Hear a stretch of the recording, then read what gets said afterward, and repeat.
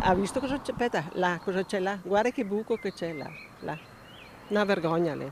Ancora io vado a piedi, ma se andassi in bicicletta non so.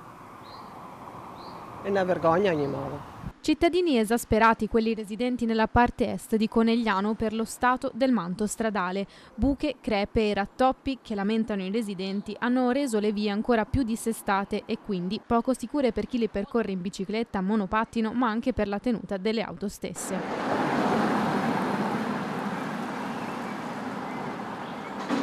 Chiedono interventi i cittadini che non vedono un serio ripristino delle vie dal 2015, quando numerose strade cittadine erano state messe a nuovo per il passagglo della Triveneta Alpina, senza però interessare le vie oggi più accidentate: via Leonardo da Vinci, via Antonio Carpenè, via Calpena e via Lancieri di Firenze. Strade che sono di transito per chi arriva o torna da Vittorio Veneto e Tarso. A preoccupare però sono anche altri tratti secondari della città, come la rampa di accesso alla scuola elementare dell'infanzia di via Zandonai. È molto importante risistemare questa via qua perché ci sono 3 bambini con la sedia a rotelle ed è giusto sistemarla al più presto perché sono mesi adesso e non va bene. Hanno assolutamente ragione, infatti rientrano nel piano delle asfaltature che a causa del maltempo inizierà un po' in ritardo, ma insomma dal 6 giugno saremo fuori con l'impresa ad asfaltare e quelle sono alcune strade che avevamo già preso in considerazione e verranno asfaltate, per cui entro fine giugno questi manti di copertura di via Calpena e di via Leonardo da Vinci saranno riportati a nuovo.